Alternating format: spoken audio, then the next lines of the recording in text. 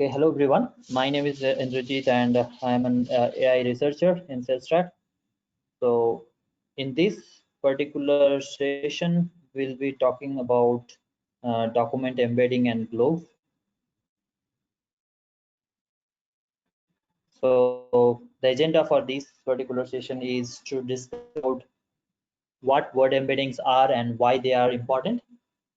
We will know about how skip-gram model learns word embeddings and what are the GLoVe embeddings and using doc3 Vec and fasttext to train more advanced embeddings. We'll have a look into that, visualization of embeddings and summary. Okay, so let me ask this question: how many of you understand what word embeddings are? I mean, have a fair idea about word embeddings.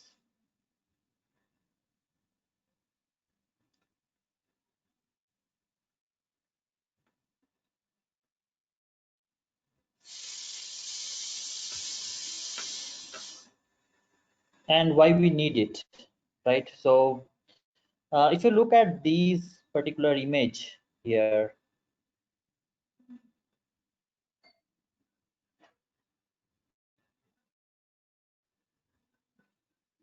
so there in NLP, let's take a context. So when we teach a child about a dog, right, or a, let's say, a particular animal, so what we actually teach them by is by showing them this is a dog and this has four legs, or this has fur, or this is this color. I mean, mostly the child, after that, mostly the child understands what exactly a dog look like, right? So that has some features, or the dog has some identity by which you actually, or the kid actually knows that this is a dog. So next time when you show the kid that what animal it will tell that it is the dog, right? So the babies, actually the human babies, right, they learn from the understanding of these, that how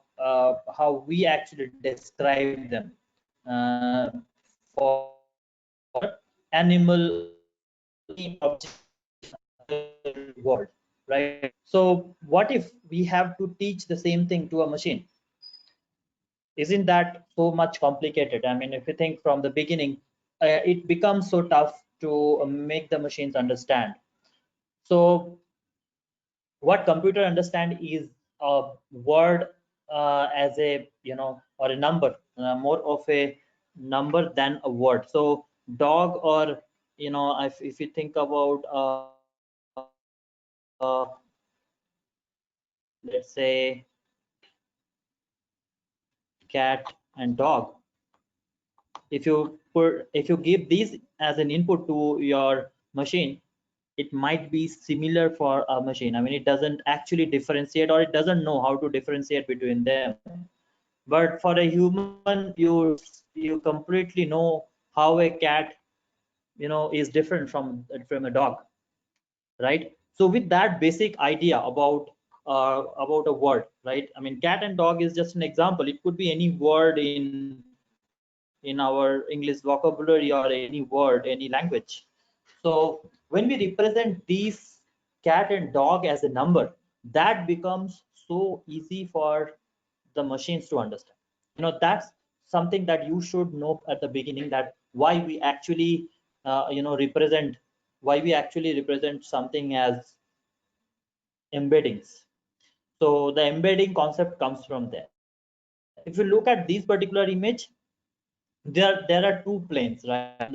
On the z axis there is a pizza, and on the x and y axis you see a dog and cat, right? So although they are in the same plane, but they are actually different, but they are closer to each other, where you can't say that dog is much more closer to pizza, but then cat is much more closer to pizza, right? So although this is kind of a food domain and this is an animal domain, right?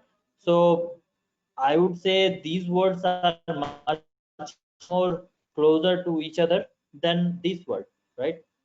So if I have anything similar to pizza, let's say I'll call burger or burrito, right? So they probably can lie in this region, right? So all of these words are making some sense when we represent them as words.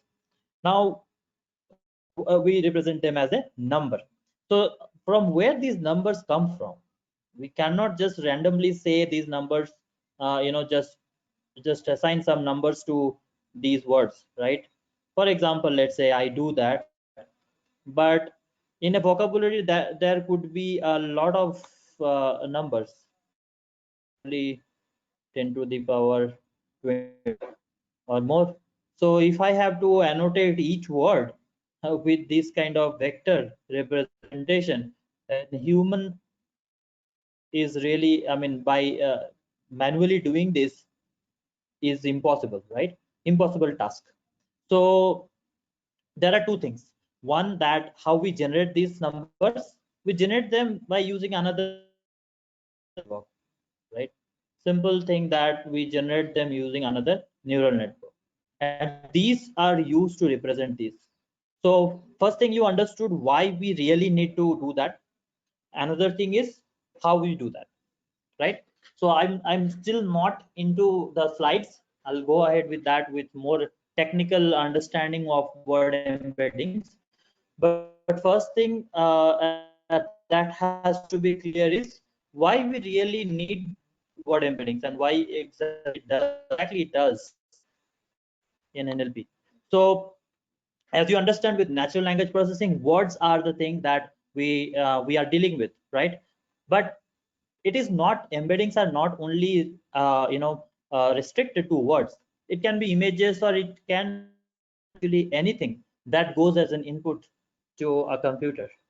So we make word embeddings to represent them, and that is understood by our machine, right? So a neural network per se doesn't understand anything but numbers, and that's the reason all of these things are being done here.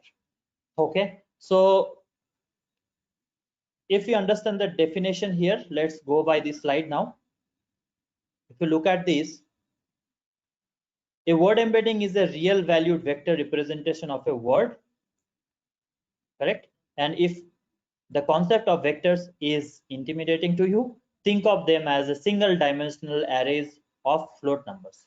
So it can be these, cat is represented with 0 0.7, 0 0.5, 0 0.1. This is one vector. So if you might have seen somewhere, or if you haven't, let's say I can represent a word as, rest of the numbers as zeros, and all, and there would be one value as one for cat.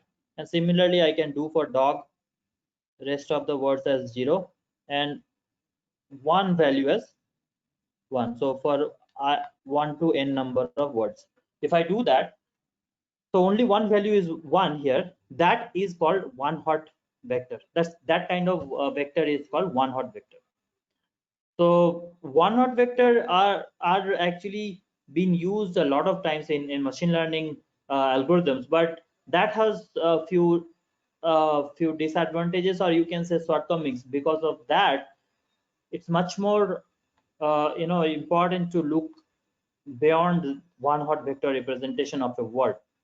One thing, if you look at these, so when right, in a three-dimensional space, if I have a pizza has these three numbers, right? So if I in a three-dimensional space, that could be presenting this word here, right? But what if I have one hot vector? That doesn't make the correlation or the context of the word. So one thing is, in one hot vector, is that we were not able to get the context of a word. Another thing is, we do not know the similarity, the similarity between the words. If we have to have a let's say A and B, there are two words, and we have to identify the cosine similarity between them. That also was impossible using one hot vectors. So one-hot vectors are literally not that much useful in terms of understanding the context, right? So primary reason that we were, we are introducing embeddings, word embeddings, is to know the meaning or to understand a particular word. So dog has to be understood by the machine. It is not just a random word, but it represents some features, some kind of qualities of a dog, right? So that has to be understood here. Okay.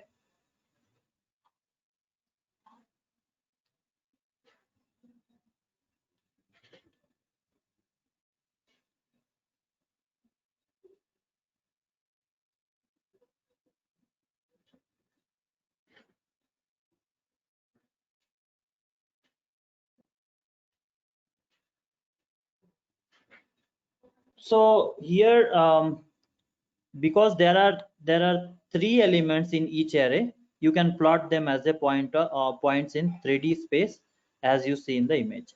So with one hot vector representation, we have any word represented with one, but that way, it's a very, yeah, one more thing that comes into picture as a advantage of one hot vector in comparison to, sorry, in word embeddings. So in one hot vector, let's say you have a vocabulary size of 200 words, right? So you basically, your one hot vector will have, that dimension of 200, right? So the vector dimension of 200. So the dimensionality increases with the number of vocabulary, or number of words that present in your vocabulary, right? So that increases. So that challenge is also kind of reduced or removed with the use of word embeddings. So one hot vector is again, not carrying much value in terms of, the size of the vector dimensions, right? So yeah. So going ahead with that, notice that semantically related words cat and dog are placed close to each other, right? So they are semantically related in terms of the numbers here, right? We can say that as they are in the same plane, and they are actually related. And even though if you do not think about numbers, it's, as an human, we understand dog and cat is almost, they are much more similar in terms of a domestic animal. They have four legs, and they have fur, and then like having a tail. So all of these features are kind of similar to cat and dog, right? So as a human, we understand. And if we represent them in a vector as a number, then also we see a lot of similarity between a cat and a dog. These are the two words. Similarly, there could be any word in your data set, or the problem that you are solving, where you need to find the similarities between them. So that's how I think we understood that what word embeddings are, and how we actually generating them. So we'll go more in depth about from where these numbers coming from, right? So you can embed that is represented by a list of numbers, not just words, but also almost anything: characters, sequences of characters, sentences, categories, etc. So in NLP, the smallest unit is a character, right? That we call. So let me,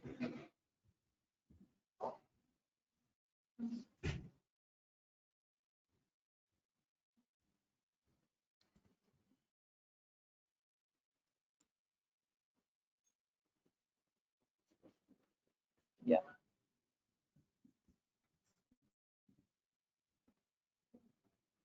Okay, so the smallest unit is a character. A character could be represented, let's say there is a word called cat. So C is a character, A is a character, and T is a character. So can we have a character embedding? Yes, we can have a character embedding. Now we can have a word embedding, which is a cat. We can have a sentence embedding or a sequence of characters embedding. So sentence is like say the cat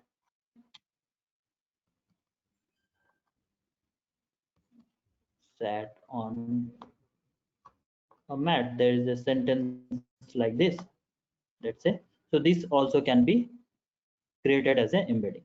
Embedding is just nothing but a representation of the character or words or phrase as a number or a vector. So there could be different type of vectors to represent the words. Okay. All right.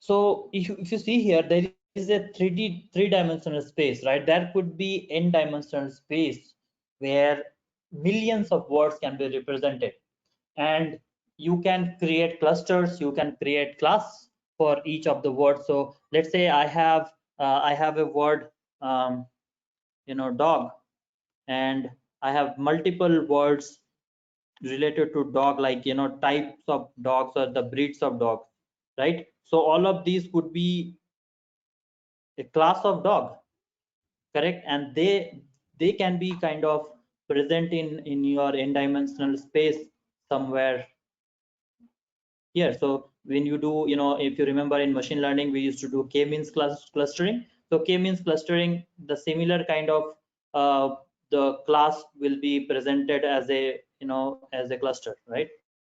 So let's say this is where the same vector dimensional the words with the same vector, similar vector representation will present in the similar cluster. Okay, so that's how the representation of a word as a number is, right? We can take a lot of advantage of these representation. Okay, any questions here? Anything that you are not clear? I'll move ahead.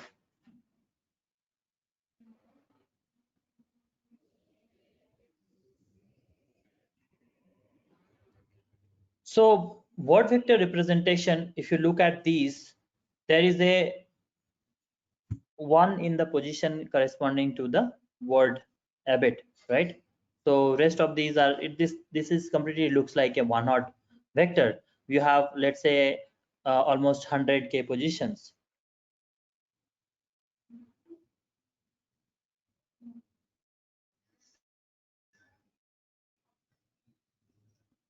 Okay.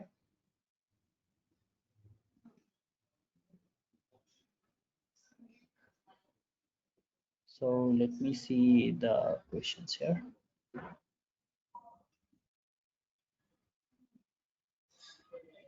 So there is a question here: to find a intent of a word or a sentence, basically semantic knowing or the meaning, right? Yeah, you're right. That just to know the meaning of a word, we do that. And another thing is another question here is one hot vector basically used for categorization. That's right. One hot vector is categorization in terms of um, there could be many other use cases, of course, but when we think broader in terms of solving NLP problems, word embeddings are much more advanced than one hot vectors. Okay.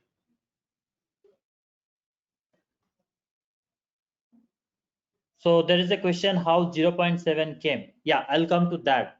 Of course, that's an interesting question, right?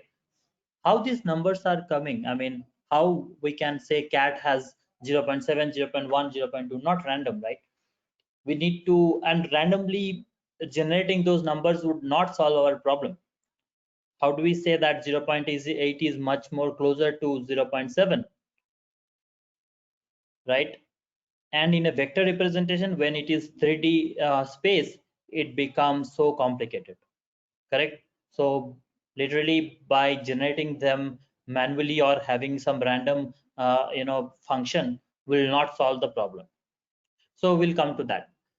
If you see this particular image here, word vector representation, so a word is represented as a vector, and that goes as with the neural network with 300 neurons, and the output layer actually been classified with a softmax layer, right? So that is generating the probability that the word at the randomly chosen nearby position is abate. So abate is the word we feed it in, and there are a lot of other words which got generated which is near to that word, right?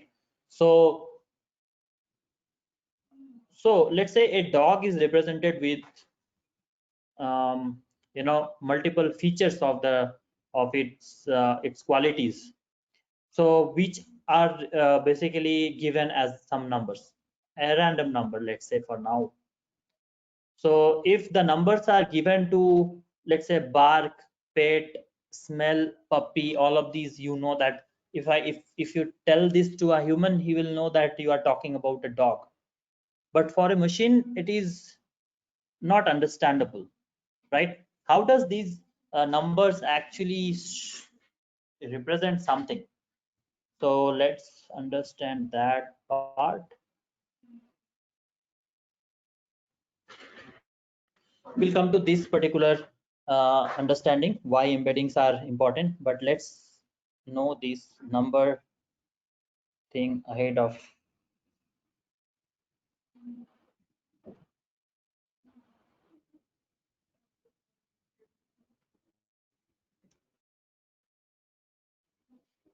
Okay.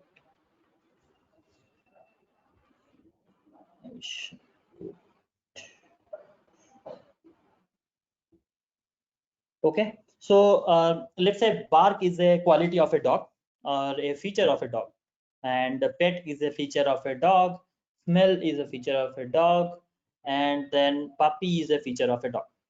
And I would give a number to each of these qualities, or you can say each of these features, right? So what I was saying is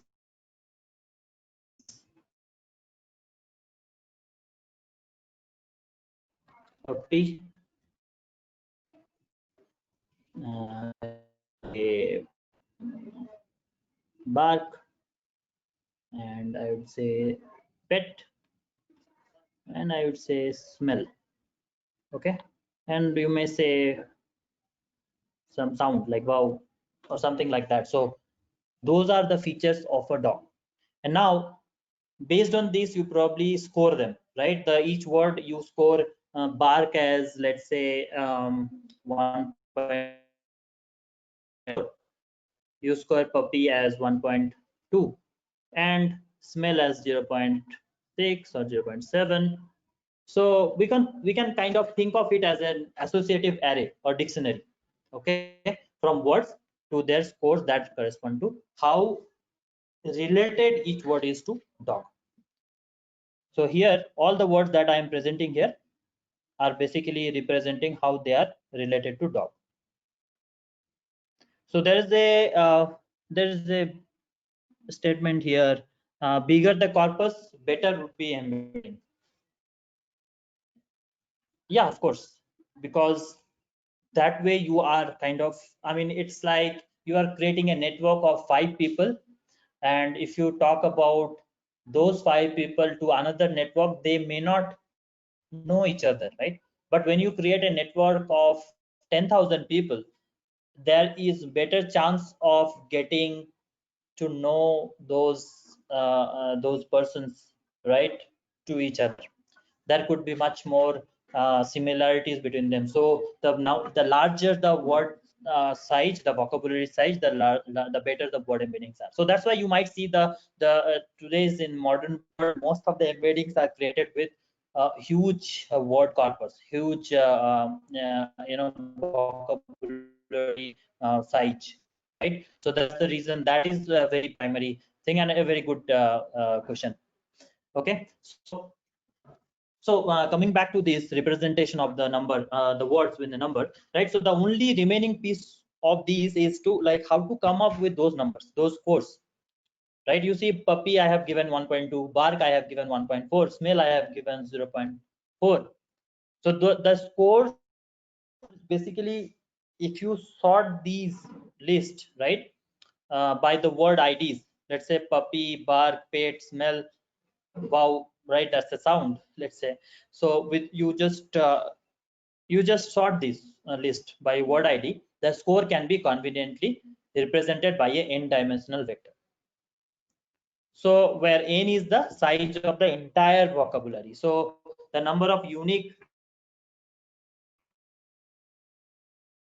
let's say I have a dictionary that is created with this, that is representing a dog. 1.6, 0.6, 1.2. I'm not going with the ID, but let's say I represent them as a sequence with the ID, right? So these are representation. So all the decompressor needs to do is expand the word embedding vector, which has the 3 dimensions, to another vector of n dimension. Totally the number of words that I have presented. So this is represented. This is represented as a n dimension, a particular word. Then I can have. So sorry, that is a like 3D representation. But I can have a word dimension of n dimensional words, right? So like this, I can have multiple words who are represented in a 3D space, okay, in your n dimensional space. So n dimension is the total number of vocabulary, the size of the vocabulary that you have, okay. So if you have, let's say, 1 million words, the dimension is 1 million, right? Your vocabulary dimension is 1 million. So this may sound very familiar to some of you, like it's exactly what linear layers do, right? So linear layers are, what exactly a linear layer is. Now let's understand this quickly. Linear layer.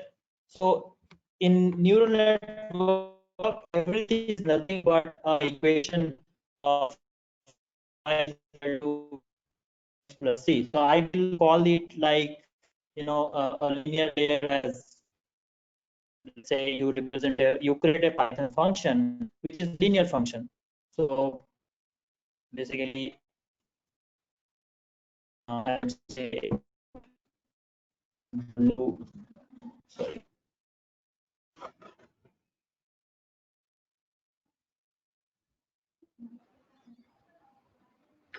Okay.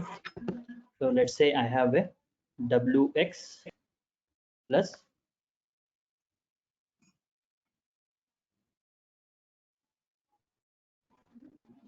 wx plus b. Okay. So if you have something like wx plus b, it is a linear function. How? With any input that you give, let's say the w's value is 2.0 into x is your input plus b is the bias. So any input that you give, x is basically multiplied by a constant. So if you give 1, you are basically giving an input twice of 1. If you are giving 5, you are giving an input twice of 5, right? Plus the bias. So a linear function always having a constant that changes the function. So that way you are actually having a linear layer, right? So in word embedding also, the vector representation of n dimension is basically a linear layer, okay, where you have a certain input and the values are basically changing with a constant number. So this linear representation can be, if you have multiple inputs. Let's say the inputs are, as you see, that bark, pet, all the properties of that, and each word is represented with a particular number. So if I have, let's say, multiple input, that means, right, w1, w into x1, w into w1 into x1, you can say what weights might be constant, but they might change. W1 into, w into x2, okay. So I will call it as a w1 plus w2 plus a bias, right? So this is also a linear function.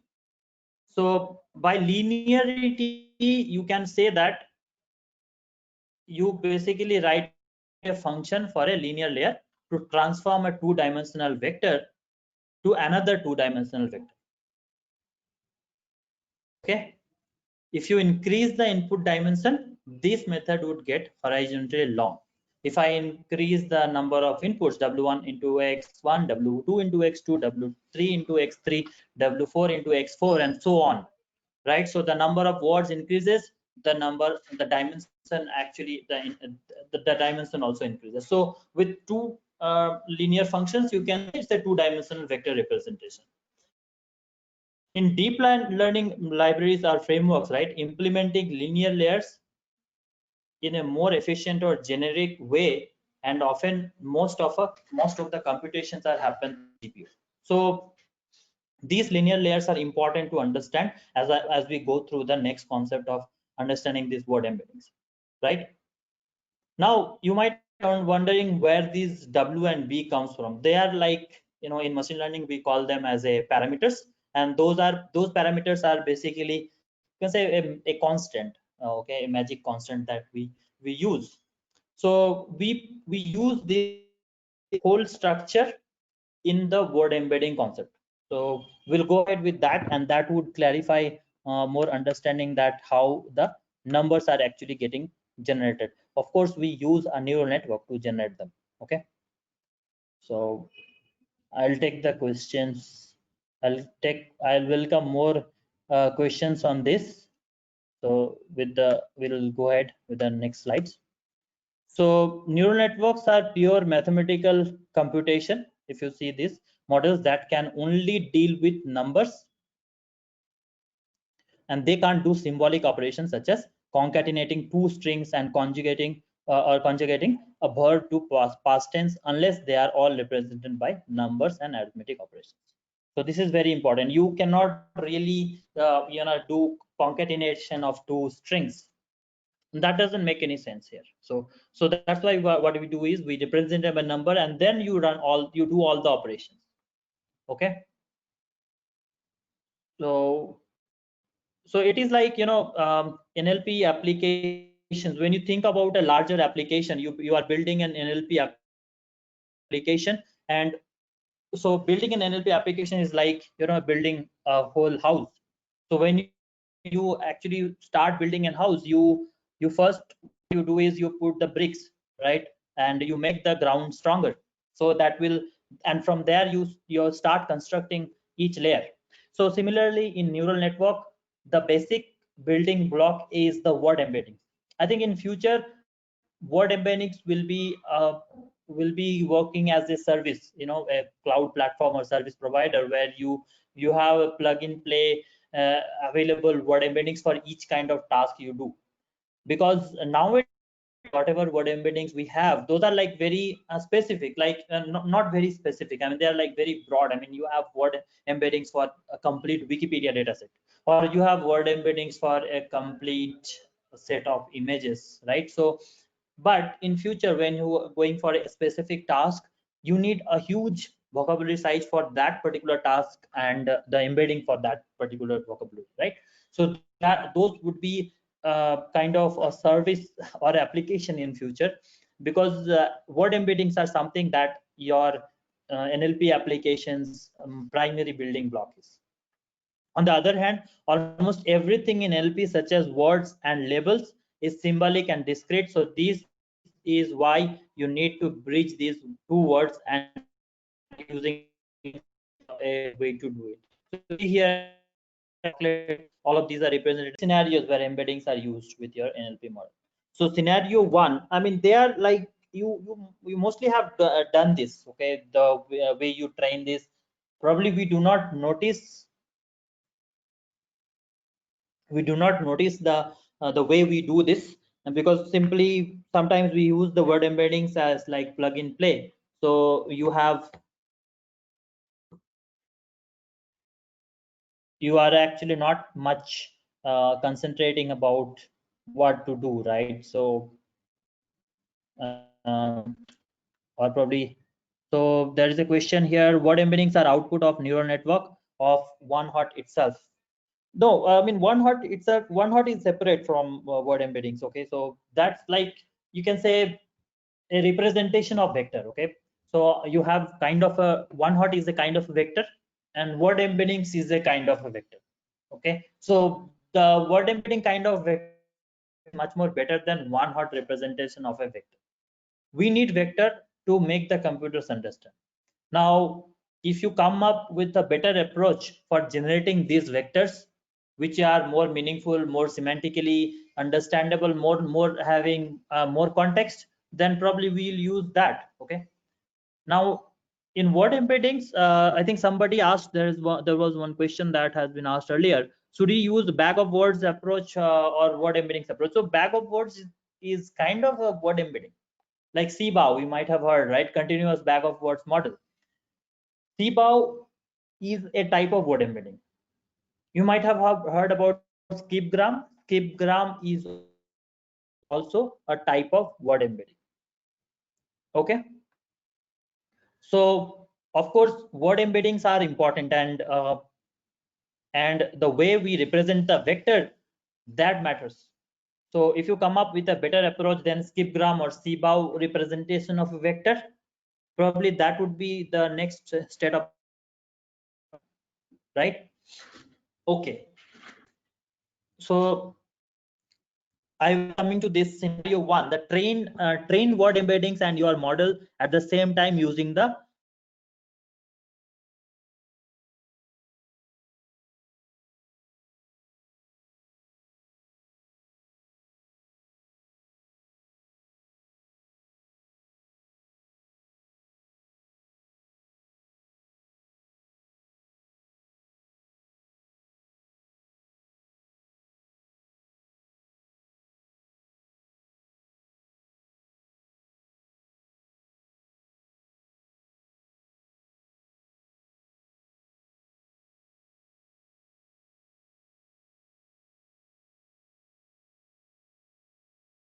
hello. Sorry, Vivek, there Yeah, was a power. yeah, There, you are there's back a now. It's all right. You are back now. Continue. yeah, You yeah. can I'm start the I'm recording. back. Yeah, I'm back with hotspot. So there's a power cut. Okay, So that's all yeah, right. yeah. So let me continue.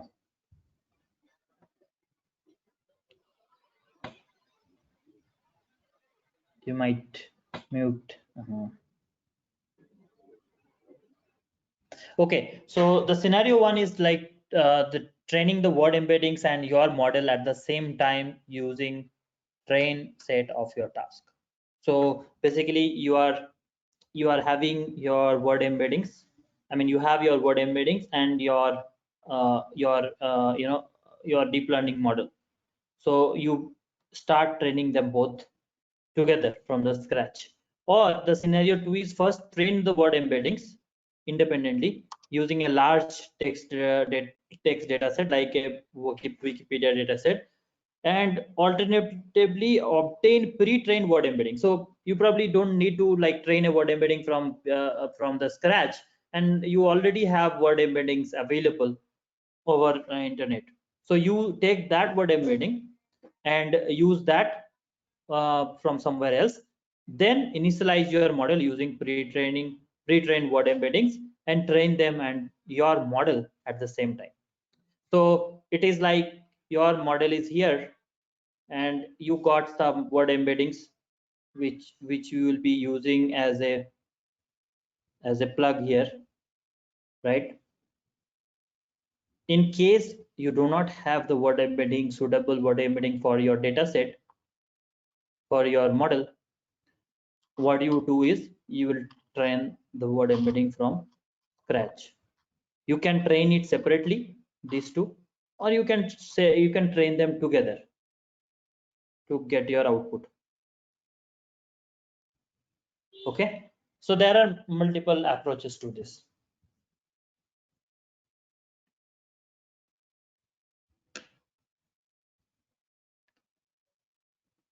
Okay, so there is a question how to make the embeddings used to unlearn something like human do. Unlearn something like human do. Word embeddings are used to generate or kind of generate context based on the word or vector representation of a word. Okay, but unlearning something like humans do, it's like forgetting. So for that we have to use some advanced algorithms, like we come with a lot of RNN flavors like LSTM by LSTM, right? So those kind of thing you can be used to forget the something. So it is I mean that is kind of an application level task, not the task of what you're feeding in, right? So you only can forget something when once you get the input. You cannot think of something, let's say A B C D. I told you about A B C and D, right? You can forget D, but you cannot say that you want to forget E because you already don't know about E. So I'm talking about word embeddings which are being represented, let's say A, B, C, and D is represented as a word embedding. You are feeding into neural network, then you want to forget something, right?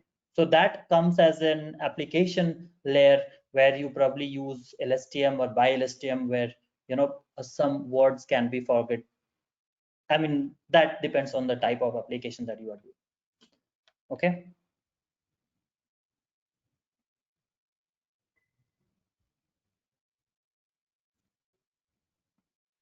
Okay, I think that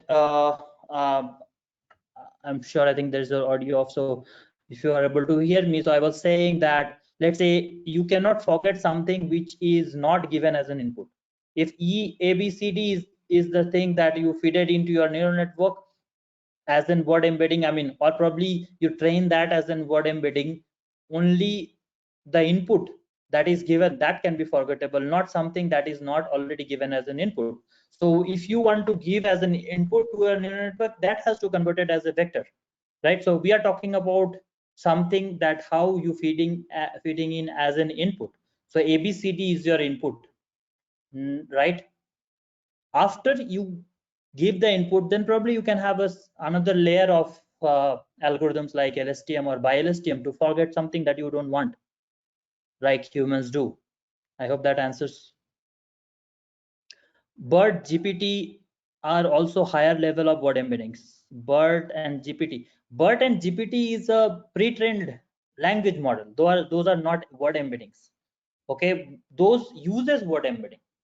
Okay, so it is like to drive your car, you need petrol, right? So you go to petrol pump and you fill petrol, or you fill diesel, right?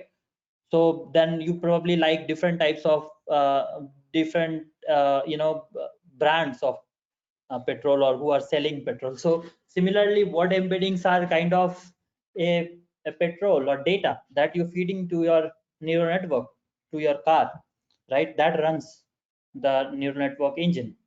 So if you do not have the word embeddings as suitable to your car, it will not run. I mean, it is just like diesel and petrol. So you are actually making the words understandable or readable or digestible by your neural network, and that is only can be done by representing them as a vector. That vector representation can be in different ways, like we call them skipgram, we call them cbow, or anything else. Okay, I hope that is very clear now. I'll not go more detail in that. So there is another question, last two lines not clear about pre-trained and existing model. So if you know about pre-trained models, right? So pre-trained models are like anything that is already trained, that is pre-trained.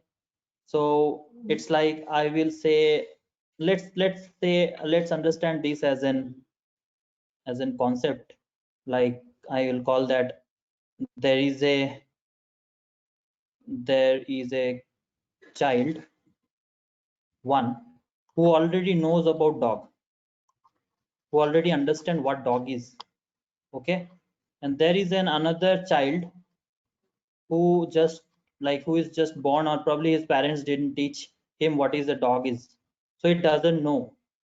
Okay, so if I use this particular model, I'll have some advantage.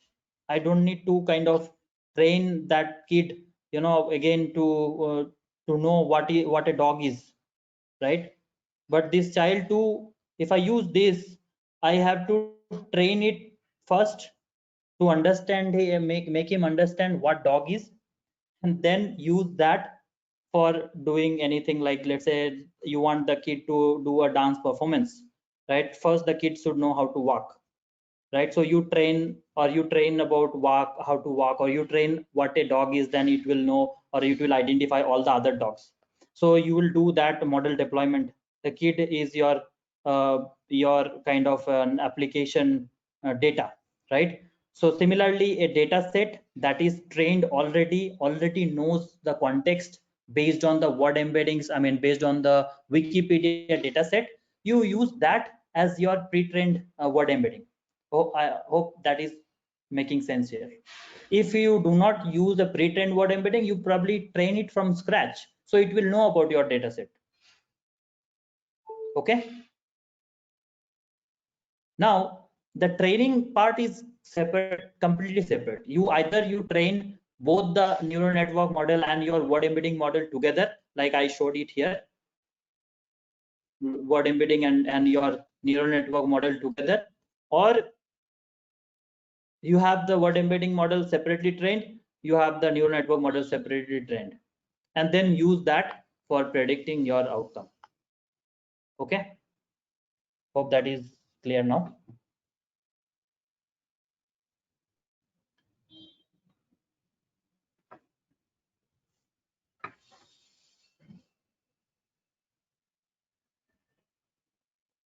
Okay, there is another question. Pre-trained is clear, but language of how you will train is not clear. How you will train, okay, that will come. We'll come to that part, how you will actually train any neural network model, any word embedding model. I'll come to that. Like so there's another context given, like in CNN, pre-trained first two layers are used without changing weights and train the later layers of hidden layers. How does it work for NLP, RNN, and LSTM? It is pretty much similar. The way you do the training is up to your data set and what kind of applications you have. You decide how you want to train, right? So there is no standard process of doing that, like you do in CNN and a lot of other models that you train for image or any other kind of data. In NLP also you use a similar kind of thing. Okay, probably we'll go in more detail about how you want to actually train the data set. That depends on the kind of input that you have. Okay,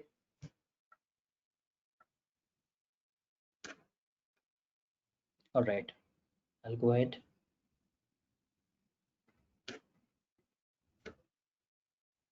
So word embeddings are initialized randomly and trained in conjunction with the NLP model using the same dataset.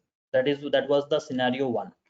On the other side, many large-scale high-performance NLP models usually rely on external word embeddings that are pre-trained using large dataset, right? So word embeddings can be learned from unlabeled large text datasets, that is a large amount of plain text like Wikipedia dumps, which are usually more readily available than the trained datasets of your task. Of course, I mean, Wikipedia dataset is much more convenient and it's a plain text data, which is more preferable for doing these kind of tasks. But there is something called Stanford Sedimentary Bank, or there are much more other models which are actually used for building your word embedding. Word embeddings lets us leverage such large textual data, and you can teach your model a lot about how natural language works even before it sees a single instance from the data set of your task. It is like, teaching a kid dance before they know how to walk. So it already knows the things. We already bring in so much information as a part of word embedding. So that these are also a kind of an, you can say, as an added advantage of having a word embedding.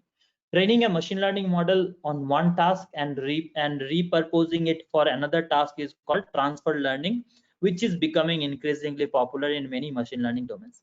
Now, of course, I mean, transfer learning is something that you might have seen in a lot of applications today, that you learn somewhere some concept and then you pass into your model or application, correct? So yeah, those are also application of embedding.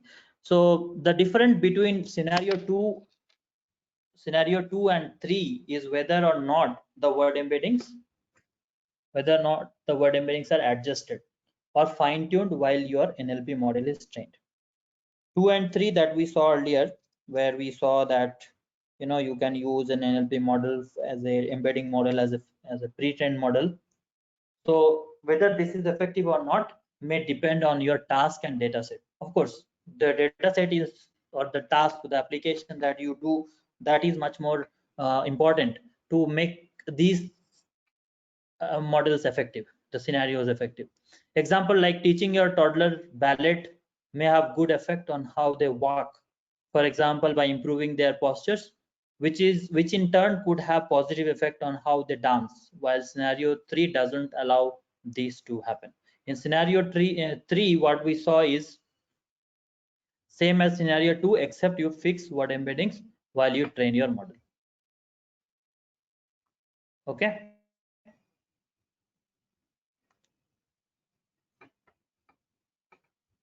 I hope this is clear till now.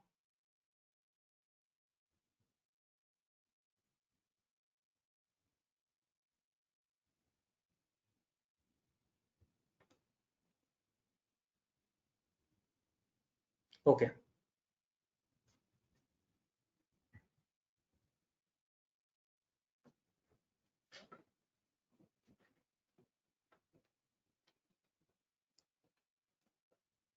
So where word embeddings come from? Again, back to the same question, I think the beginning we had discussed about. So there is one important piece of information missing from the discussion so far, that where do those numbers come from? Do we hire a group of experts and have them come up with those numbers? No, right? That's completely impossible. The answer is that those numbers are also trained using a training data set and a machine learning or deep learning model like any other models in NLP. They are no different than NLP, but it is like, what I'd say, they are uh, they are more of a byproduct of, or a kind of, we kind of cheat a neural network model to get this. So we do not get, let's say you do a classification model, you create a classification task, or you do a predictive model, and you do not really go till the output. You take half trained model till you need the weights to be learned from those data sets. Okay, and that is something that you use as in word embedding. We'll come to that in more detail. Okay, how it is done? There are two main approaches for learning word embeddings, both relying on the contextual knowledge. First thing is count based, another thing is context based. So these learning the neural network, or use a neural network, that has two different approaches. One approach is the count based, another is context based. In count based, the first one is unsupervised basically based on matrix factorization of a global word co-occurrence matrix. So raw co-occurrence counts do not work well, so we want to do smart things on top. Count based is basically, all of these bag of words model, and where we actually do the TF-IDF, and all of these are basically a count based kind of model. Context based is much more focused in terms of understanding the meaning of the word. So given a local context, we want to design a model to predict the target words, and in the meantime, this model learns the efficient word embedding representation. Okay. So count-based vector space model. Count-based vector space models heavily rely on word frequency and co-occurrence metrics, with the assumption that words in the same context share similar or related semantic meaning. Okay, so count-based vector has this kind of co-occurrence metrics. Those are basically the assumption that the words in the same context having similar related semantic meaning. The models map count-based statistics like co-occurrence between neighboring words down to a small and dense word vectors. PCA, like principal component analysis, topic models, and neural probabilistic language models are all good examples of this category count-based vector model. But in this one, we'll talk about context-based, okay? Because that's something is much more advanced in NLP. NLP's world, we mostly use context-based models, okay? So word2vec is one of the example of context-based neural network models, the word embeddings. So word2vec is basically a shallow two-layer neural network which is trained to reconstruct linguistic context of a word. It takes as its input a large corpus of words, and produces a vector space. So primarily, as we talked about, our goal is to represent these words as a vector, typically of several hundred dimensions. There could be n dimensions, which with each unique word in the corpus being assigned a corresponding vector in the space. Word vectors are positioned in the vector space such that words that share common context in the corpus are located in close proximity to one another. Like you saw the example of the cat and dog, right? They are in the close proximity. What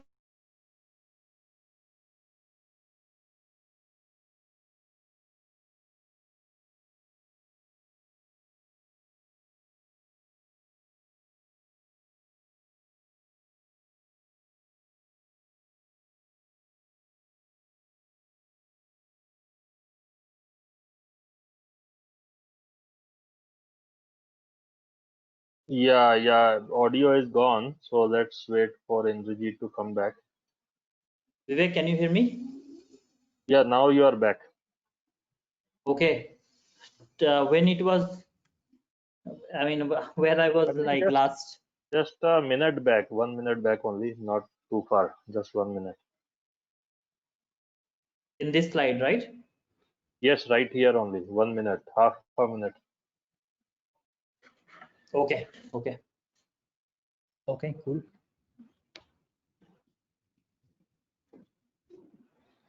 The power is back. Let me change it to Wi-Fi. Okay, fair, that's fine. So we'll wait for that. Yeah.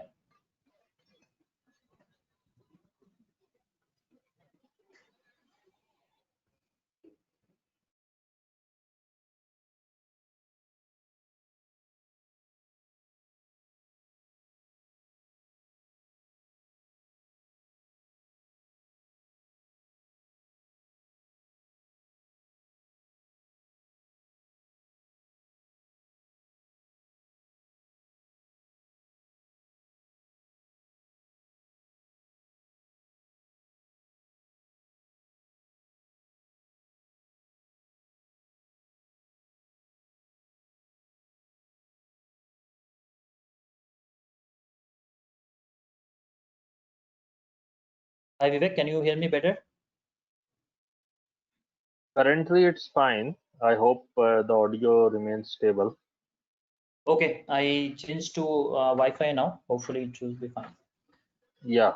Um, okay, if not boring, you guys getting the context, and please ask Want to please questions. start start the recording again? Yeah, Vivek, I will start the recording.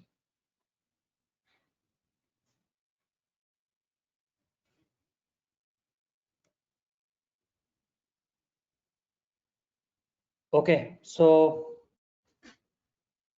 as we are going through, um, please clarify any doubt that you have, anything that you do not understand. So as we go ahead, it comes in two flavors. One is CBOW, that we call continuous bag of words model, and skipgram. These two are very famous, and you might have heard about these two algorithms so far. So they are mostly a representation of word, and we call them word embeddings. word embeddings and flavors of word embeddings. So we do not need this particular representation to make it more complicated, but I would say a CBOW is basically representing one word from multiple variation of the word, multiple representation of the word or features of the word. Like you can recall the example of a dog with the type of descriptions of a dog, like puppy, pet, domestic animal. All of these are features of a dog.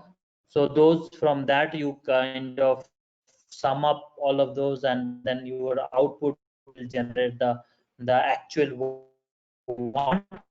And other way is skipgram, where you have a word, and based on that word you basically know that what would be the other representation of that word. Okay, either way you do that, word representation, vector representation. So we'll come into these things in more detail. So CBOW predicts large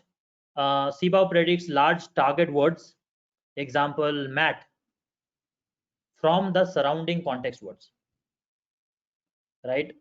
Like the cat sits on the mat, right? That would be the output. So statistically it has the effect.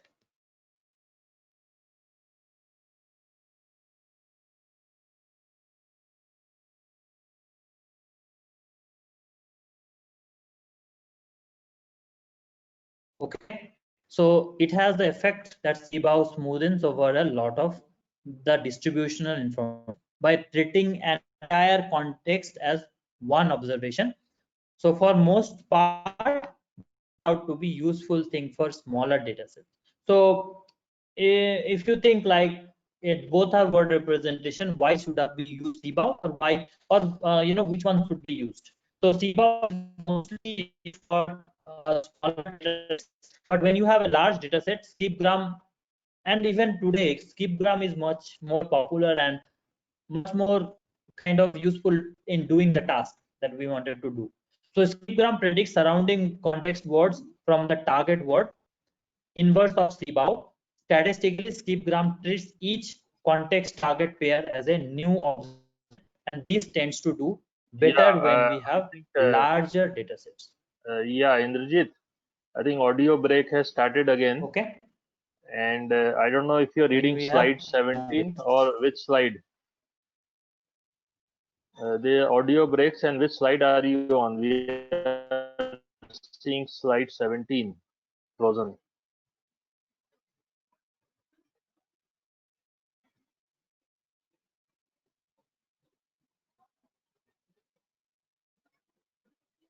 Hello?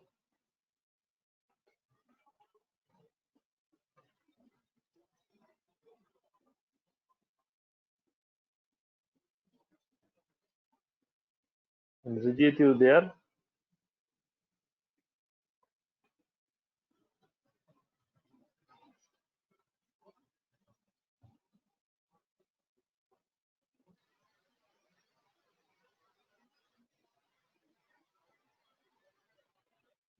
Indrajit, are you there? Cannot hear anything.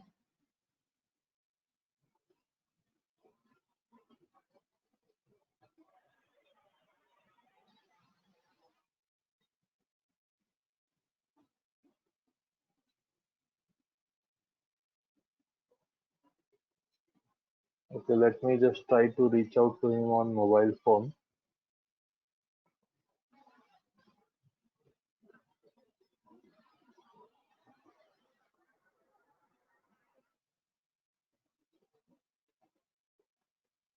Indrajit, are you there? Hi, Indrajit. Cannot hear anything. Okay, let me just try to reach out to him on mobile phone. yeah. Sorry guys, I think there's an audio missing. Is it audible now? Yeah, it is audible, but we Vivek? lost you on slide 17. 18 and 19 were not shown. We lost you after slide 17 only.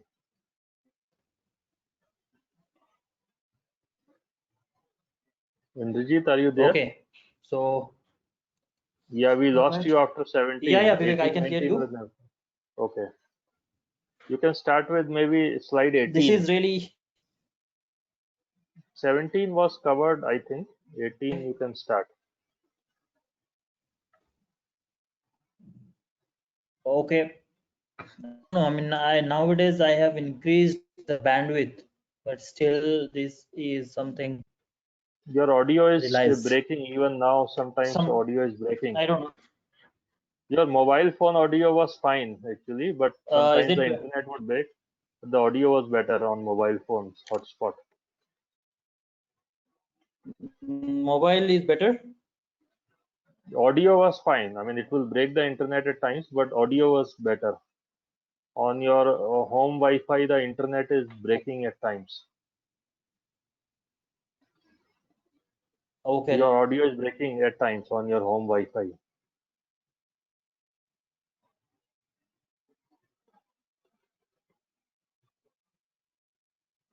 It's all right. Perils of working from home, so getting stable internet at home is a challenge indeed.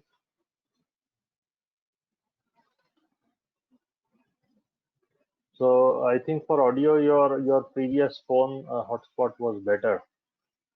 Okay, Vivek, I will continue on my phone hotspot. Let's see if the audio is better at least. Yes, please. Yes, please. Thank you. Okay. Yeah. Okay. All right. But So do you please start the recording? Sometimes recording was not started. yeah, I will definitely start. Please ping me when you or from anyone from audience that you are not able to hear me, so I can immediately stop from there and probably take that measure. Okay. So thanks. I'll start.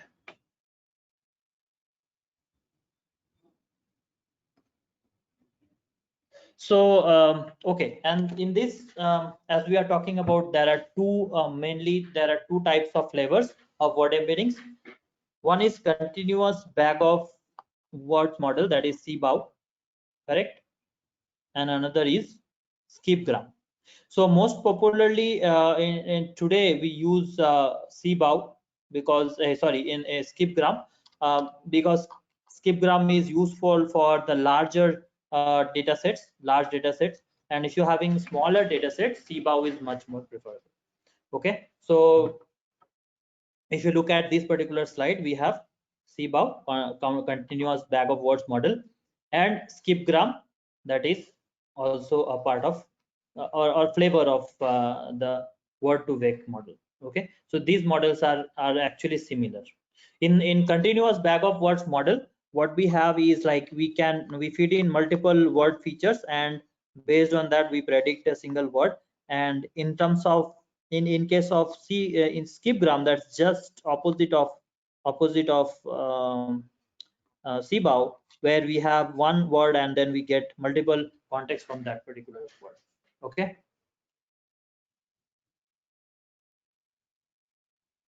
All right. So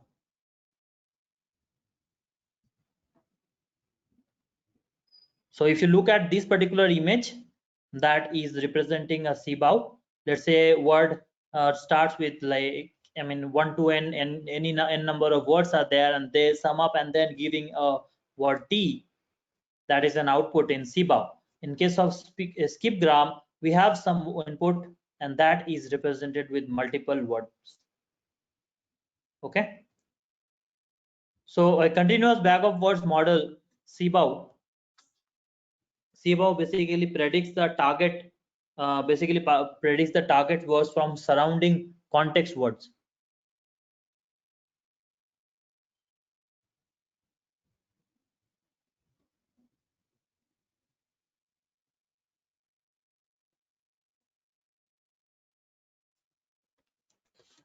Continuous target words. Okay, so CBOW predicts target words from the surrounding context words. The cat sits on the predictive word is mat, right? So statistically, it has the effect that CBOW smoothens over a lot of distributional information. With skipgram, predicts surrounding word context words from from the target word inverse of CBOW. Statistically, skipgram treats each context target pair as a new observation, and this tends to do better when we have large data set. So that's why skipgram is much more advantageous in terms of in comparison to CBOW. Okay.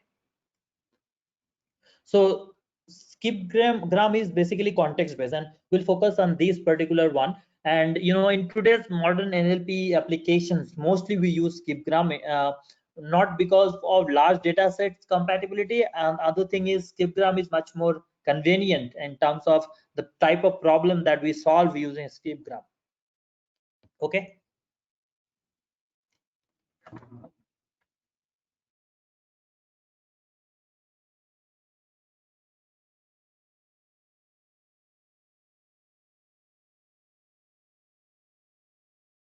So count-based vector space models heavily rely on the word frequency and co-occurrence matrix, with the assumption that words in the same context share similar or related semantic meaning.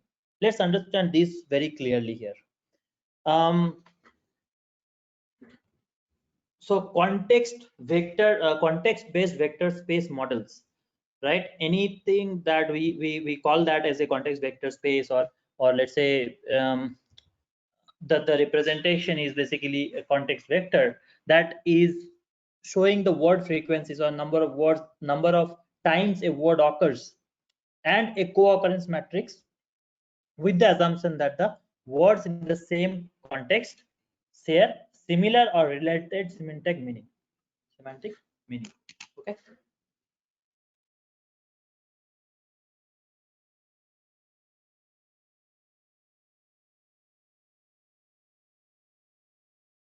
So semantic meaning. So ultimately that is giving you the context here. The models map count based statistics like co-occurrence between neighboring words down to a small and dense word vectors. So principal component analysis, topic models, and neural probabilistic language models are the good examples of this category. So suppose that you have a sliding window of a fixed size moving along a sentence. The word in the middle is the target, and those on the left and the right within the slide window are the context words. The skipgram model is trained to predict the probabilities of a word being a context word for the given target. So for example, let's see this.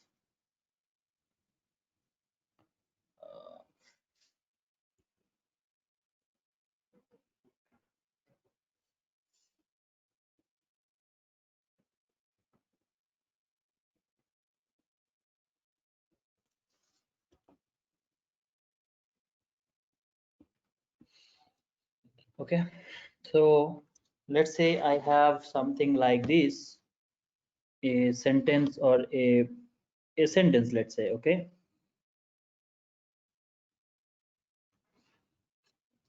let's say the sentence is that the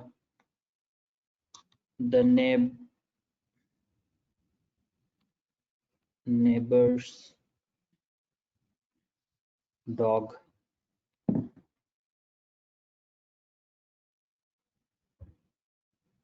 barks daily is my target word. The sliding window protocol, I mean, you might have heard about this. So you move the window for a particular word at a time. So by moving this word or the window slide, you get the context of the neighboring word. If I have, let's say, the word here, da has a neighboring word, neighbor.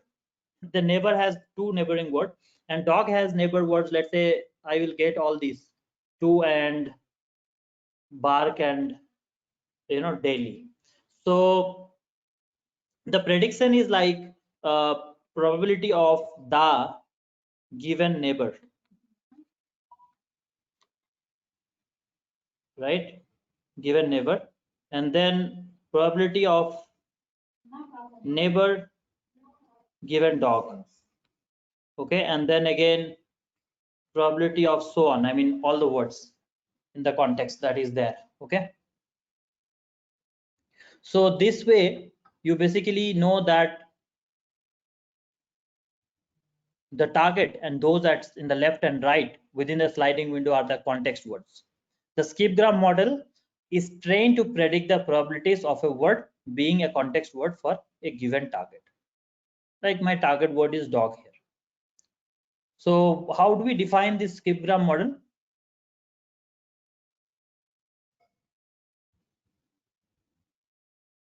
How do we define this skipgram model? We define a class skipgram, and then we take the vocabulary and then embedding, and then embedding is basically the embedding dimension that you define the number of features, and features is basically vocab.get vocab size, the token outputs. So let's say the sentence is the neighboring or neighbor's dog barks daily. The tokens will be the neighbor dog barks and daily, right? That creates your vocabulary size. So the vocabulary size is nothing but the number of words that you have. I'm making it much more simpler in terms of understanding this. Let me know if you have any questions. So, and then you create a forward layer of that embedding and the tokens that you have, and create a loss function, the entropy loss function. That would be your model's loss function for the data that you have. And then basically you get a create a function of get related tokens, like embedding and then model vocabulary size, number of synonyms. So token id is basically each id in the set. Let's say for a dog, if you define a dog as a feature with multiple parameters, like dog barks, pet, puppy, domestic animal, all of these are kind of a feature that is describing a dog. So those are basically the token IDs that is there, and then you create a vector out of this based on the token ID, and then you find its cosine similarity of the similar words that is present. I hope you know about the cosine similarity. So in cosine similarity, what happens that given two words, we find the angle between the words, and the formula is basically cosine of a into b. Let's say a is one and then another neighboring word is b. A into b, a dot b, basically we do a dot product divided by mod of a into mod of b, right? So that's what in cosine similarity we figure out, and that is basically passed into your get related function. So skipgram model, for example, we assume that the text, let's say, let's take an example here that would make it much more clear, and we'll go little fast here. So because I think much of the context is understood about skipgram now. So we assume that the text sequence is the man loves his son. So we use loves as a central target word, and set context window size as 2. Let's say context window size you can define as 2 or 3 or 4 or 5. So as shown in the image, given the central target word loves, the skipgram model is concerned with the conditional probability for generating context word. So the man loves his son. Love is the context word, right? Loves is the center word. So within the distance of 2 words each. So say p of probability of the man his son given loves. If it is Sibao, it would be opposite. Given love, you predict the man, his and son. Here I give all the words. So we assume that given the central target word, the context word are generated independently. Remember this, given the central target word. Given the central target word, the context words are generated independently of each other. In this case, the formula above can be written as P of the given loves, P of into P of man given loves into P of his given loves. So all of these are revolving around loves because loves is my center word. In skipgram model, we use one center word, that is the target word, and we define the values based on the surrounding words it has. Okay. So now let's talk about how to train the skipgram model. So somebody was asking me that how to train these word embeddings. So in word embeddings, we have two flavors. We're talking about skipgram, which is much more context specific. Skipgram models are trained in which fashion, that we kind of get to know on this. So the skipgram model and learn the word embeddings that we basically use here, right? So word embedding, we can represent that.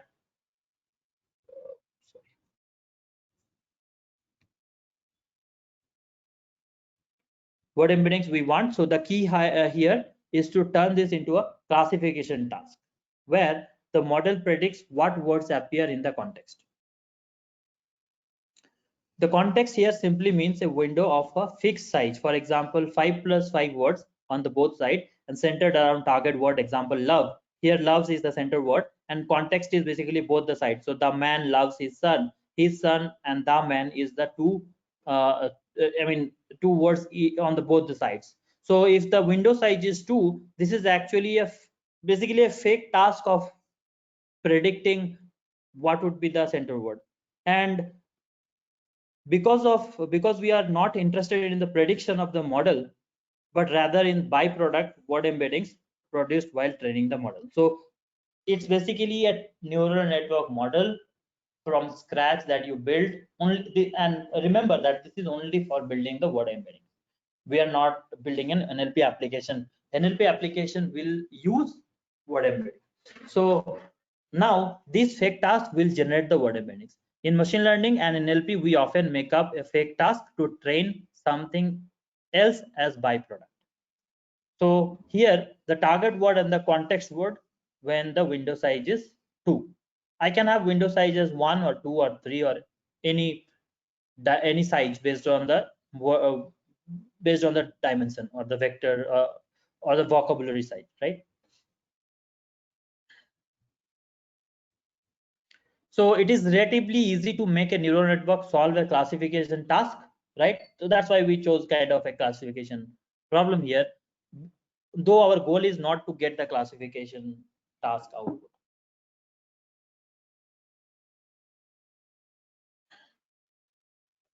So modify the network so that it produces a probability distribution and use cross entropy as the loss function, as we talked about earlier.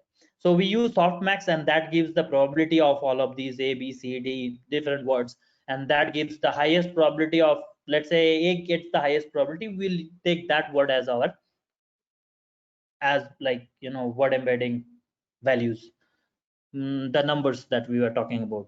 So you can use something called softmax to do this. First, softmax is a function that turns a vector of k float numbers to a probability distribution by first quashing the numbers so that they fit a range between 0.1 to 1, and then normalizing them so that the sum equals. So I hope you know about softmax function.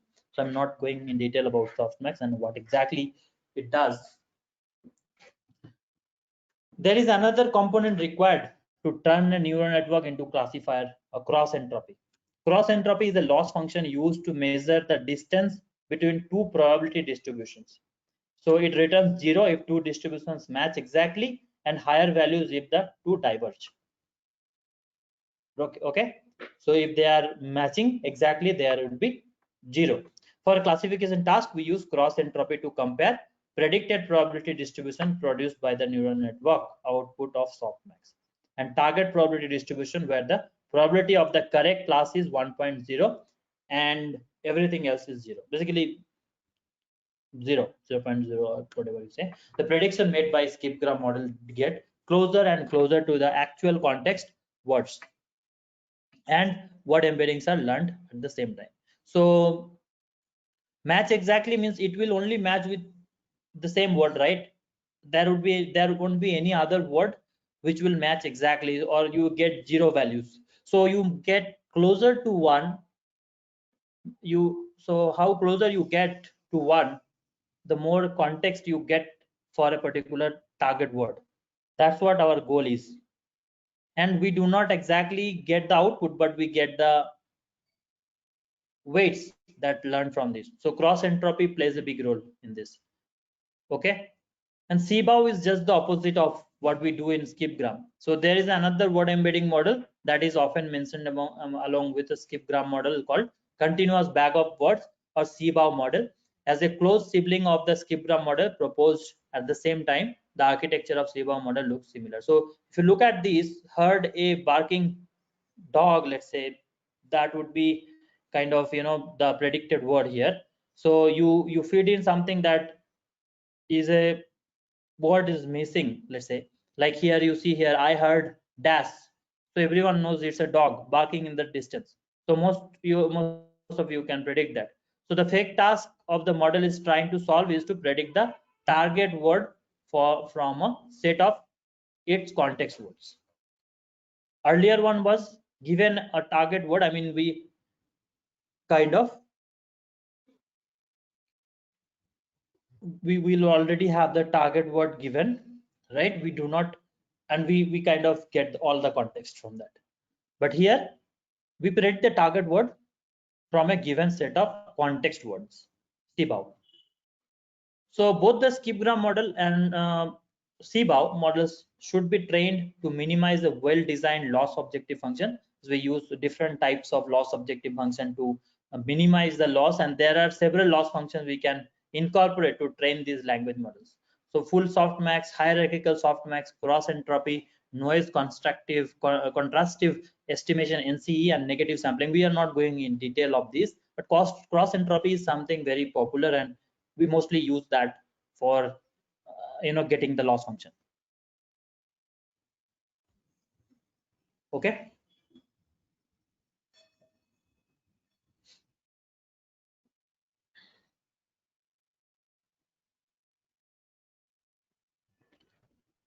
So another thing is negative sampling, NCE. I'm not going into this detail, although I'll just skip this. So another word embedding technique is the GLoVe. So what exactly a GLoVe is? Anybody knows? Let's hear from the audience. Any idea?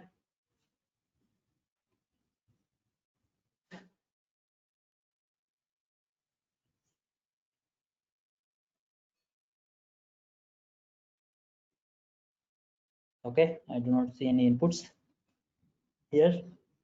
So let's say if you, instead of training word embeddings, you can always download pre-trained word embedding published by someone else, right? Which may be like, as an NLP practitioner, you might use the downloaded models. But let's say a word embedding which is much more popular, like GLoVe, and named after global vectors. That is a pre-trained word embedding model. Like CBOW or skipgram, they can be trained from scratch or they are already present. So something like that, which is already there in the market, which is much more popular, and most of the NLP practitioners are using that model. We'll call that GLoVe, right? So GLoVe is a kind of an product from whatever we had. So somebody says global vectors. I got answers from audience. Global vector for word representation. Someone says gives a word embedding, and someone says vectors for the word supplied to it, and someone says unsupervised learning algorithm for obtaining vector representation of words, and someone says GLoVe unsupervised learning algorithm for obtaining vector representation of words. Yeah, so almost it is the same thing that we discussed so far, but it's just another model, another model of word embedding, which is much more popular. It's like, all the cars kind of uses petrol, but a famous car that comes like Tesla uses electricity, right? So, or battery. So battery operated car, something like GLoVe is much more famous in NLP practitioners, and they prefer to use this downloaded model. And word embedding, which is created from I'm following any of this steps, skipgram or cbow, it can be anything, because primarily word embeddings has two flavors, skipgram or cbow. So in this section, we are going to introduce another popular word embedding model, GLoVe, named after global vectors. And pre-trained word embeddings generated by GLoVe are probably the most widely used embeddings in NLP applications today. Okay, so we observed how you can train your word embeddings using large text data. But what if you wanted to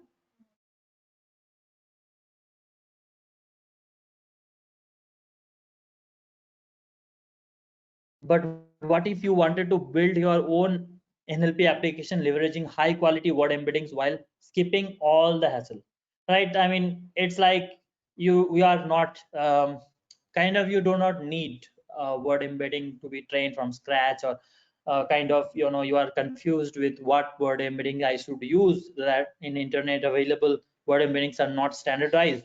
So GLoVe is something, a standardized word embedding model. I mean, something you can trust on, or something you can rely on, that because most of the people are using it. So what if you could not afford computation? So that is one question that comes in when you talk about word embeddings, that we could not afford the computation and data required to train word embeddings. Like, today's NLP applications are much more expensive, and in future it is going to be much more expensive.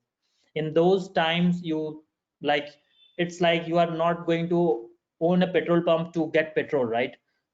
um, like if you I mean, just giving an example, like GPT-2, GPT-3 and GPT-2 4, these two, like, like bird, these two models are going to cost huge amount of money. I mean, GPT-3 already, like, it's going for 4.5 million for training, the data set. So just think about training a large word corpus and building your word embedding. So in that case, probably, when you think about cost effective application, you probably prefer to have already having a word embedding, because you don't need to train it from scratch and then plug in play with your NLP application. So in future, which would cost billions probably to train any data set from scratch, which probably do much more better job than today's algorithms, but cost is a big concern, right? So those kind of scenarios, these kind of pre-trained models are going to be future, I guess. So instead of training word embeddings, you can always download pre-trained word embeddings published by somebody else, which many NLP practitioners do. GLoVe is another popular word embedding model, and GLoVe named after global vectors. So that's all about theoretical part of GLoVe, and pre-trained word embeddings generated by GLoVe are probably the most widely used embeddings in the NLP applications today. That's what we kind of understood about it. And so how GLoVe learns word embeddings? Let's consider an example. What if there were two or more identical sentences in the data set, or very similar sentences, let's say? So in that case, skipgram would repeat the exact same set of updates multiple times. Can bark be predicted from dog? You might ask, but chances are you already asked the exact same question a couple of hundred sentences ago. So what is the point of asking it again and again? We already know, we already predicted about it. So if you know that the words dog and bark appear together in the context n times in the entire data set, why repeat this n times?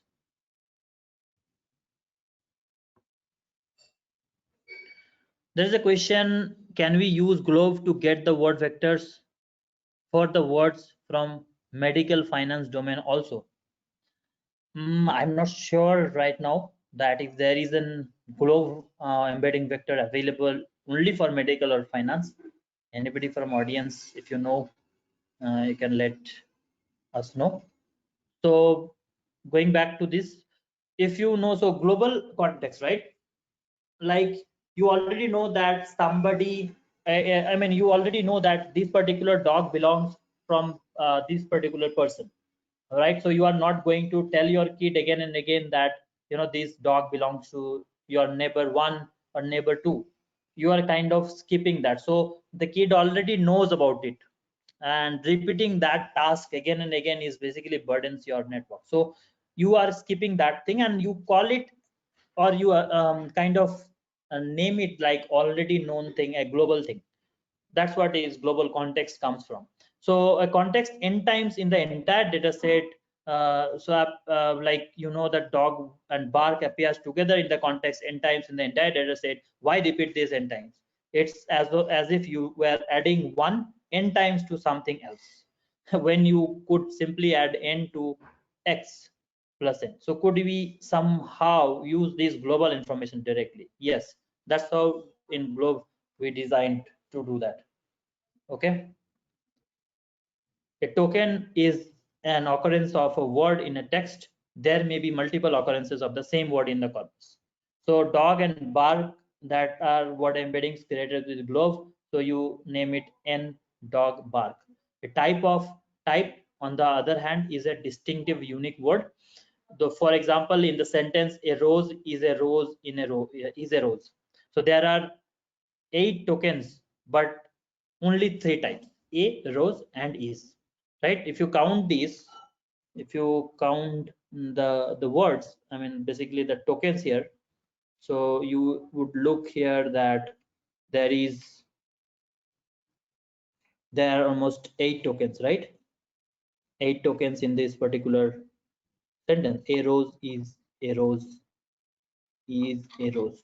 The type is 3 types: a, rose, and is. There is no other type of token available here. So if you are familiar with object oriented programming, they are roughly equivalent to instance and class. There can be multiple instances of a class while there is only one class for a concept. Correct? That's what the global vector representation is. Okay. So not many NLP practitioners train GLoVe vectors from scratch by themselves. Not required. But more often we download and use word embeddings which are pre-trained using large text corpora. So this is not quick but usually beneficial in making your NLP applications more accurate, because those pre-trained word embeddings, often made public by inventor of the word embedding algorithm, are usually trained using larger data sets and more more computational power than most of us can afford. Like I was talking about, cost is an important factor here. You probably may not be able to afford 1 million for only creating your word embedding. So you skip that part, or probably somebody made it available for free because they already trained it. So you just download and use that. So by using pre-trained word embeddings, you can stand on the shoulders of giants and quickly leverage high quality linguistic knowledge distilled from large text corpus. I hope this is very clear here now. Any questions?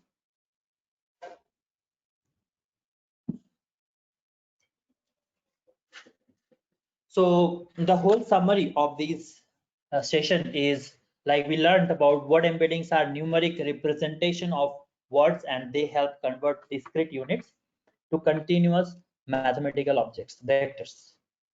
The skipgram model uses a neural network with a linear layer and softmax to learn word embeddings as a byproduct of fake word association task. So we do a fake classification task, but we take the byproduct of that.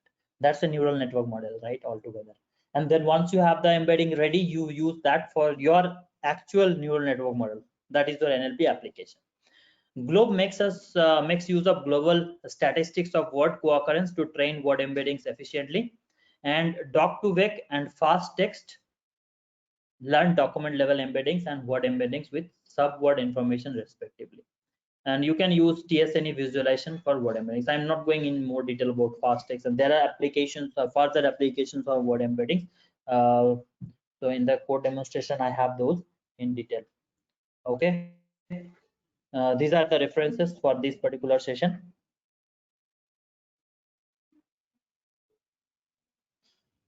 Probably can note down.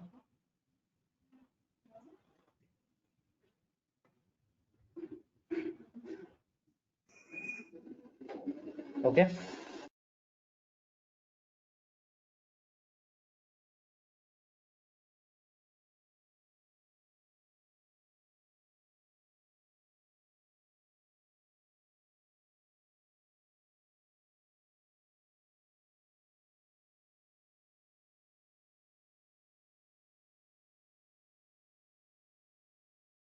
All right, thank you for attending this. Let me bring the code here.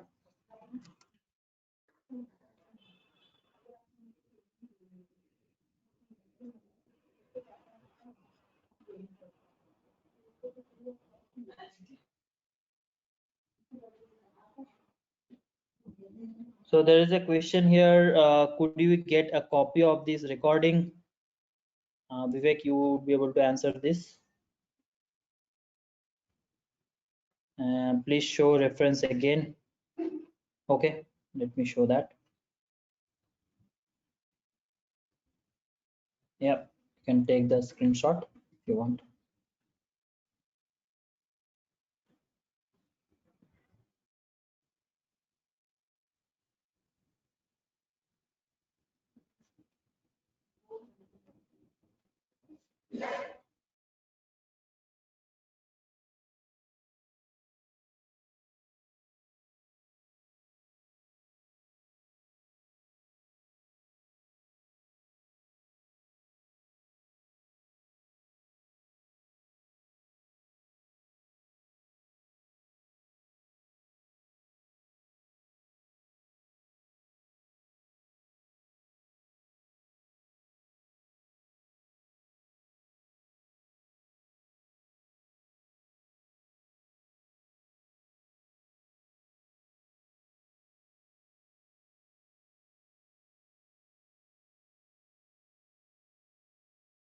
Any further questions before we go ahead with the code? I'll just go walk over the code quickly to make it understandable. Any questions, any doubts so far, whatever we have discussed?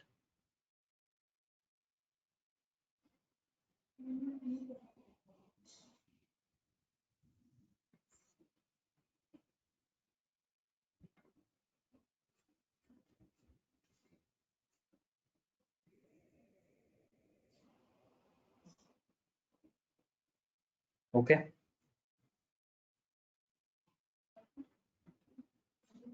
So if you look at these, so if you look at these particular output, that basically represents the word vectors. So they look like this in n-dimensional space. Like if you see here, that's basically 75 is the number, but let's say you have millions of words, right? In that case, this will look huge. I mean, how they are. So if a word is related to each other, like you see here, those it's small, but I just want to show this as an example. That parrot and parrots, they are like related and they lie together in the same space. And again, birds and parrot is basically almost together here, right? So similarly, there are words which are closely related in, they will be in close proximity or basically creating a cluster together. So this is an example of GLoVe vector. Okay, and TSNE visualization. Okay, so normally with word embedding, what we do is you can use a specie library, download the specie library to create your word embeddings.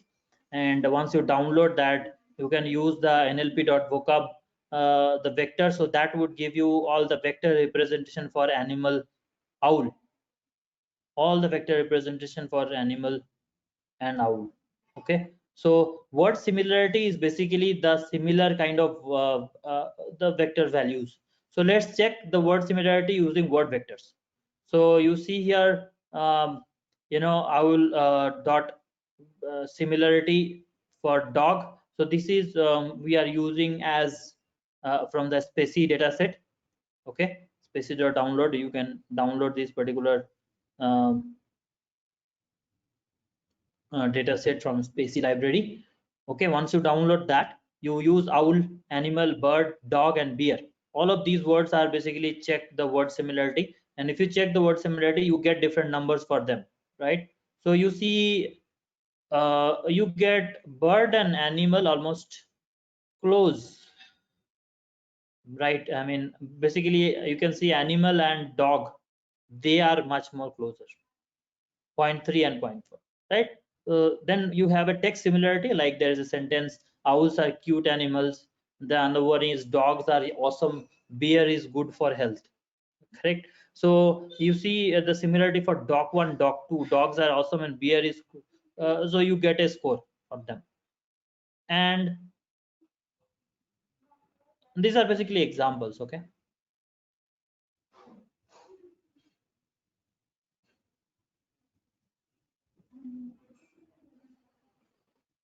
So there are some feedbacks here, and there is a question: bio word vec, biomedical word embedding. Wow! So that's the answer for someone asked me about GLoVe embeddings available for medical data. So there is something called bio word vec. We can note down that can be used for biomedical word embeddings. And there is a question: does Spacey using GLoVe internally for word embedding, or they have written their own algo? No, I mean it is not like what exactly they are using. I mean there could be, if it is GLoVe, they will call it GLoVe embedding vector. So Spacey mostly uses skipgram, as far as I know, and there are ways of making these libraries. There are multiple ways, like just using cosine similarity, you can create your word embedding. Okay, because ultimate goal is to know the similar words, right? So cosine similarity gives us that information. Like here, these two doc 1 and doc 2, they are similar to each other and they get a similar score, let's say. So in that case, we kind of get the context of two words, um, right? And you give them a similar vector space. So mathematics for computational linguistics. In computational linguistics, we use these techniques a lot. So in Spacey, in SciPy library, we kind of have these spatial library imported. The cosine similarity is calculated from these man, woman, and queen. So we know, right, man and woman is closer to queen.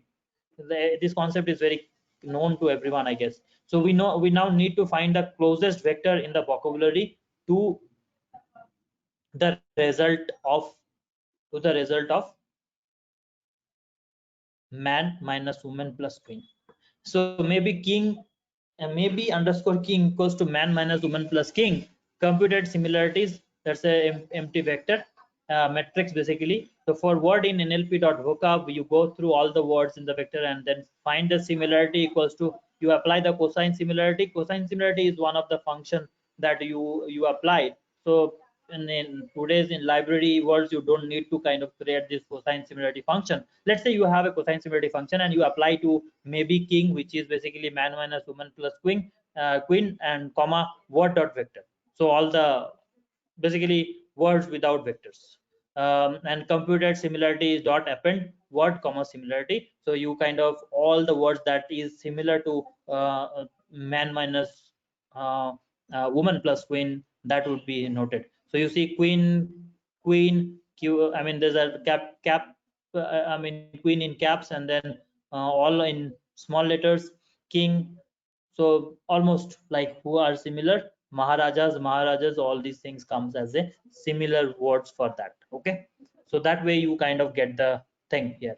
Now I was talking about earlier, why not one hot vector. That has one challenge, is like it doesn't really give the context. Another thing is the one hot vector doesn't give the similarity or the much meaning, and these are large dimensional vectors. So that is a very difficult task to train in, and like today's cost effective neural network applications, where you think of more of a better or efficient output, and not kind of like probably 300 dimension matrix to be feed it into the neural network.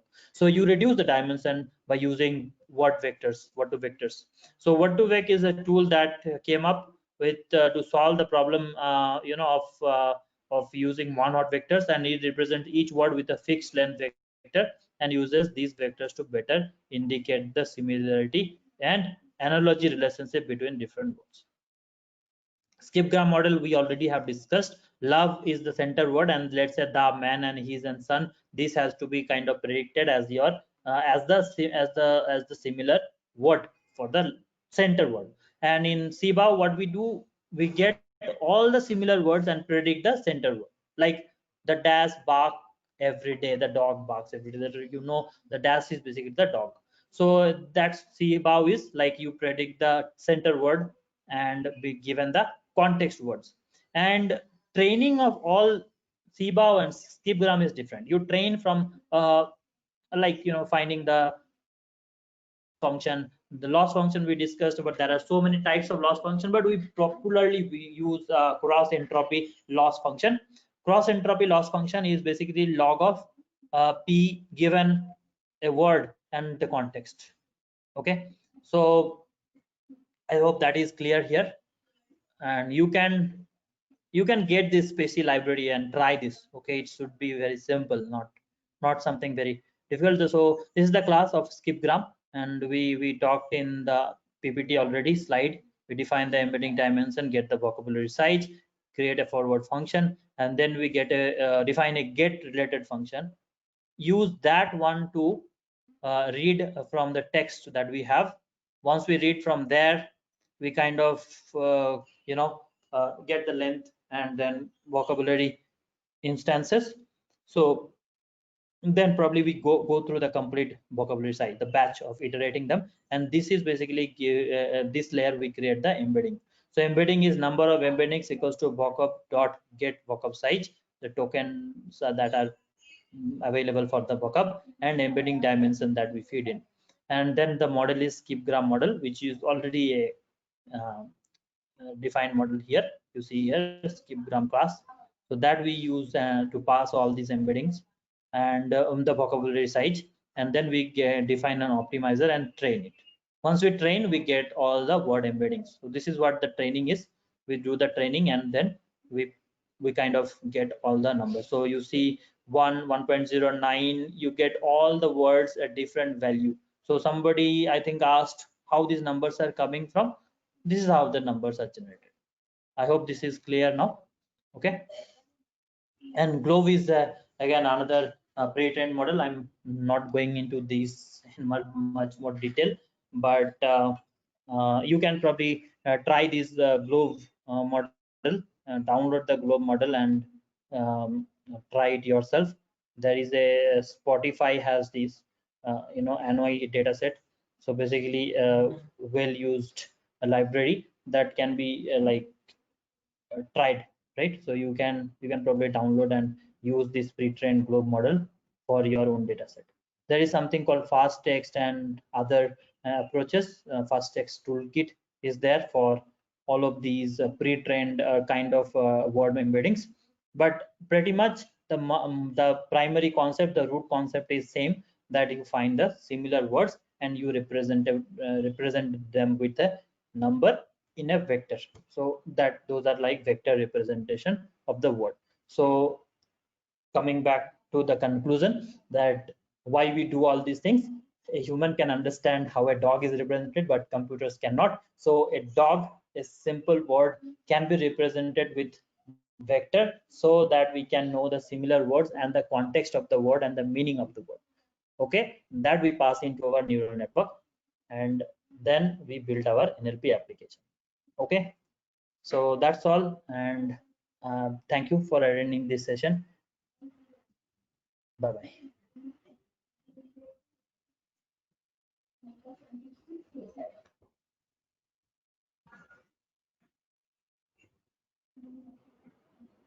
Okay, so any final questions, audience?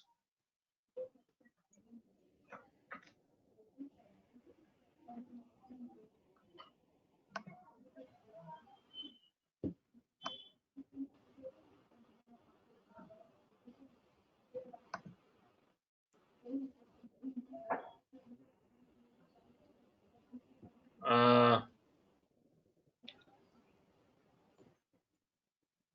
Actually, we are not sharing the code for this because this is part of our NLP course in CellStrat. So with select AI Lab members, we can share, but in broadly, we are not sharing code for this because this is part of our NLP course after all. And there are some IP issues in sharing the code with the broader public here. But in select cases with AI Lab members, we can share. Okay, any other questions?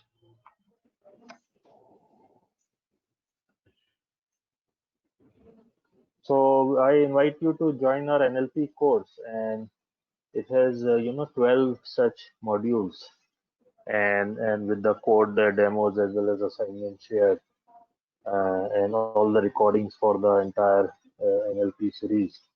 We'll be launching another live batch of NLP from October, so you can enroll for that as well if you want to go through the whole live coaching for this entire course.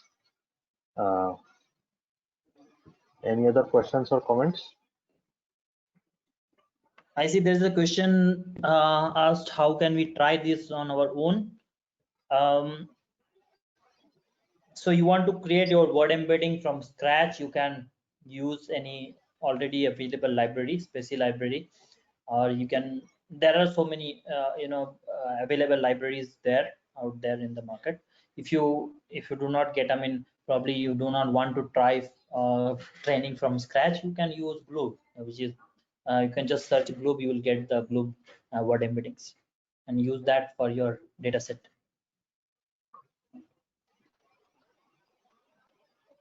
Okay, great. So great session, Indrajit. Audience, any other questions? Any feedback for our session here, audience? Any feedback? We like to receive critical feedback.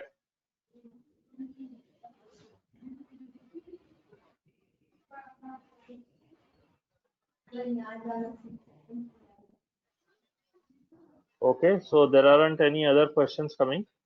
Any final feedback or comments? Anything that you do not understand, or you think that it went fast, or you probably can be better explained, please let us know so we can actually improve that in future.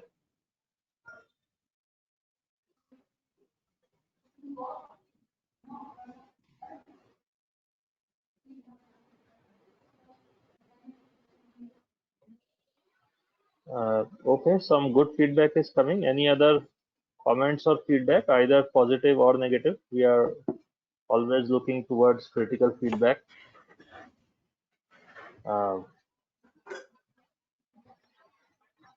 Okay, so Indrajit, any final comments? No, Vivek, that's all. I think if you think that you have any challenges with this, you can always let us know. Getting the data set or having in word embedding on your own, and you can look at the CellStrat videos which is already available. There are so many word embedding related videos, right? So you can look at our channel, YouTube channel for that. Yes, so we have a YouTube channel for CellStrat. I request you all share, you like that and subscribe to our YouTube channel. So there are actually three YouTube, sections. One is public YouTube channel, which everybody can like and subscribe to. So I request you to subscribe to our YouTube channel. And secondly, we have some premium webinars, which are only available for our lab members and Prime Group members. And thirdly, we have the NLP course itself, which is available only for our NLP students. Okay, so obviously the course is a structured course with 12 different modules, and that is only available for our NLP students. So, but we do have quite a few public webinars open, so I request you to subscribe to our YouTube channel. You can find it on YouTube under the name of CellStrat, the company name. Okay. As I said, just to reiterate, we'll be starting a live batch of NLP course again in October with Indrajit here, who's our NLP team lead. So look forward to that, and you can subscribe to the course either now or attend our live batch starting in October. Okay. So thank you, Indrajit, for the session today. Thank you, audience, for attending, and we'll look forward to seeing all of you in our next few sessions in upcoming days and weeks. Have a good day and see you later. Vivek, Yes, bye. go ahead. Bye, bye, Thanks, Vivek. Indrajit. Yeah, yeah, Thank you so yeah. much. Thank you. Thank you. Thank you.